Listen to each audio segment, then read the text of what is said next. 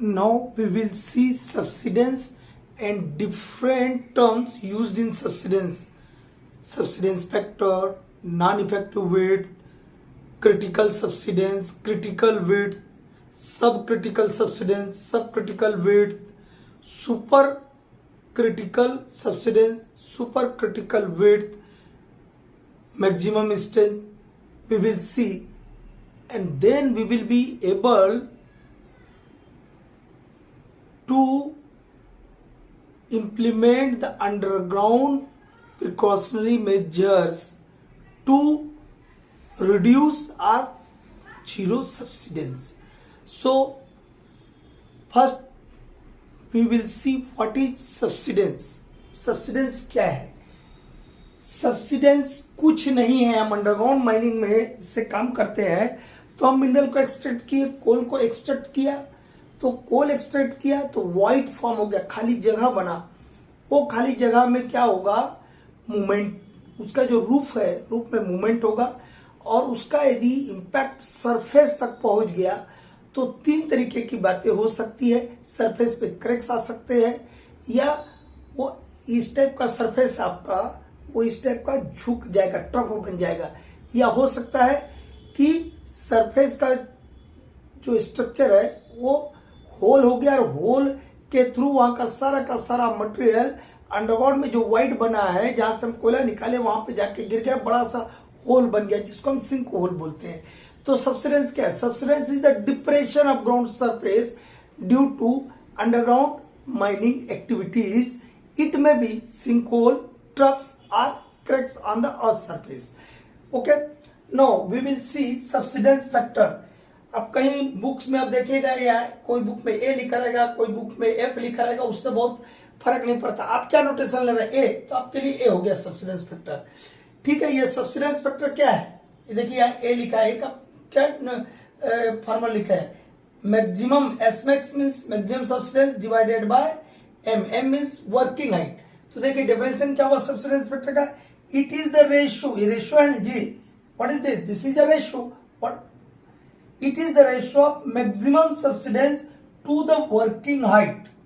और working height को लिए हम एम, या where S max means maximum subsidence और एम का मतलब है वर्किंग हाइट। तो आप बोलेंगे वर्किंग हाइट को टी का इन ले लिए। अरे भाई टी भी रख सकते हैं आप, लेकिन टी क्यों नहीं लिया यहाँ, उसका भी सुन लीजिए। टी का मतलब क्या होता है? सिम थिकनेस, या सिम थिकनेस की बात हो रही है। सिम थिकनेस मेरा 16 मीटर है और हम वर्किंग हाइट मेरा 3 मीटर है, तो यहाँ पे 16 मीटर आएगा कि 3 मीटर आएगा? वर्किंग हाइट कितना हुआ मेरा? 3 मीटर ना हुआ? समझे कि नहीं? सिम थिकनेस 16 मीटर का है और मेरा वर्किंग हाइट 3 मीटर का है, तो यहाँ एम की जगह हम कितना रखेंगे? 3 मीटर रखेंगे, ना कि 16 मीटर। तो जनरली टी का मतलब होता है सिम थिकनेस। यहाँ पे सिम थिकनेस नहीं बोल रहा, क्या बोल रहा है? It is the ratio subsidence factor, it is the ratio of maximum subsidence to the working height. A for subsidence factor, क्या डेफिनेशन बोल रहा हूं? Ratio of maximum subsidence to the working height. ये नोटेशन देख लीजिए, S max means maximum subsidence, M working height. ठीक है। इसका हम क्रॉस मल्टीप्लिकेशन किया तो इसको डिवाइडेड बाय 1 किया तो 1 into S max maximum subsidence equal to क्या हो जाएगा? M into A. मतलब मैक्सिमम सबसिडेंस जब भी आपको निकालना होगा तो जो वर्किंग हाइट आपका सिम का रहेगा और ये जो सबसिडेंस फैक्टर है उसका मल्टीप्लाई करना होगा। यहाँ आपको रेडीमेड हम जुगाड़ दे दिए हैं कि यदि केविंग मेथड से आप डिप्लेरिंग कर रहे हैं तो ए का वैल्यू कितना रहेगा? 0.7 टू 0.9। स्टोविंग कर रहा है, स्टोविंग में आपका सबसिडेंस बहुत कम होता है, इसलिए देखिए यहाँ सबसिडेंस फैक्टर कितना है? 0.15 टू 0.20। ठीक है। तो सबसिडेंस फैक्टर कैलकुलेशन भी आता है, तो आपको कैलकुलेशन भी इसके माध्यम से आप कर सकते हैं। ठीक है। अब हम देखेंगे non effective weight. Non effective weight, इसको शॉर्ट में N capital, E capital, W capital, सब कैपिटल में रहेगा, स्मॉल में कोई नहीं रहेगा। नॉन इफेक्टिव वेट या न्यू बोलते हैं। ठीक है। ऐसा कोई पैनल का विड्थ है, नॉन इफेक्टिव विड्थ बोल रहे हैं, नॉन है नहीं, समझे ना?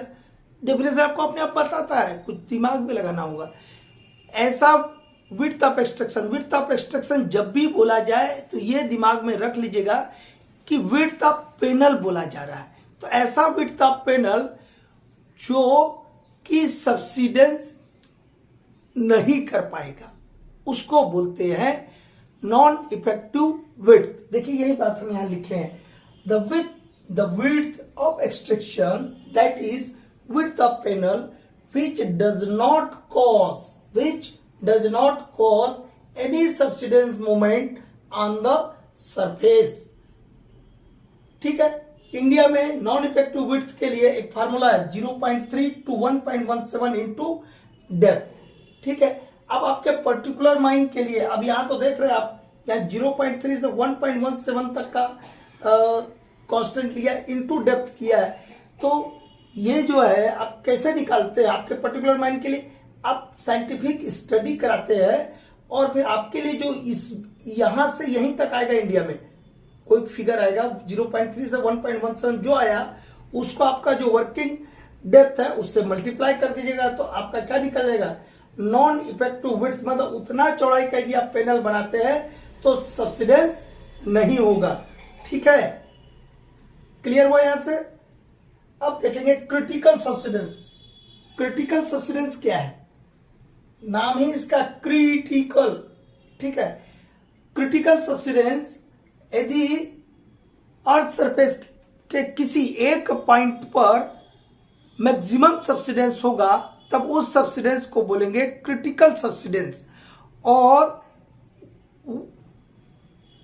अर्थ सरफेस के किसी एक पॉइंट पर जहां मैक्सिमम पॉसिबल सब्सिडेंस होगा उसके लिए जो पैनल का विड्थ होगा उसको बोलेंगे क्रिटिकल विड्थ। यही दो चीज यहां लिखेंगे, क्रिटिकल सब्सिडेंस, फिर लिखा है क्रिटिकल विड्थ।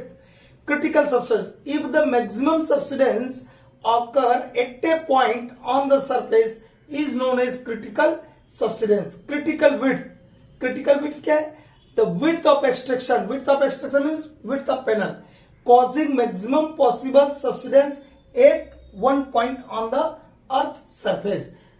ठीक है, ये कुछ टर्मिनोलॉजी इनको समझ लीजिएगा तभी आप आगे समझेंगे। और दो तीन टर्मिनोलॉजी देखते हैं। सुपर क्रिटिकल सब्सिडेंस, अभी आप क्या देखे थे, क्रिटिकल सब्सिडेंस, उसमें क्या होता है मैक्सिमम सब्सिडेंस जो होगा अर्थ सरफेस पे किसी एक पॉइंट पे होगा, लेकिन वही मैक्सिमम सब्सिडेंस एक से अधिक पॉइंट पे होगा तब उसको बोलेंगे super critical subsidence. If the maximum subsidence occur at more than one point that is known as super critical subsidence. अब इसके लिए सुपर क्रिटिकल विड्थ क्या होगा, the width of extraction means width of panel which causes maximum subsidence at more than one point that is full subsidence. यदि super critical width यदि आपके panel का है तो क्या होगा, फुल सब्सिडेंस होगा। ठीक है, इसके अलावा हम एक और चीज देखते हैं, मैक्सिमम स्ट्रेन। क्या देखेंगे, maximum strain. Maximum strain E max कैसे निकालते हैं, इसका फॉर्मूला है E max is equal to S max. S max means maximum subsidence, देखे ना जब पीछे, maximum subsidence into K divided by depth. और जो मैक्सिमम सब्सिडेंस वो कैसे निकालते हैं हम, सब्सिडेंस फैक्टर में देखे थे एम इंटू ए, ये एसमैक्स के लिए हो गया और के का के रह गया डिवाइडेड बाय डेप्थ। यदि मैक्सिमम स्ट्रेन कैलकुलेट करने के लिए है तो आप ये फार्मूले का इस्तेमाल कर सकते हैं। ठीक है, मैक्सिमम स्ट्रेन यहां से निकल जाएगा। अब हम देखेंगे किन फैक्टर पे सब्सिडेंट डिपेंड करता है और उसके बाद देखेंगे कि हम क्या प्रिकॉशनरी मेजर्स लेंगे कि अर्थ सरफेस पर सब्सिडेंस जीरो हो या मिनिमम हो। ठीक है, अर्थ सरफेस के जो फीचर्स हैं उनको कैसे हम प्रोटेक्ट करें, तो उसके लिए अलग अलग 2-3 वीडियो हम भेजेंगे। ओके।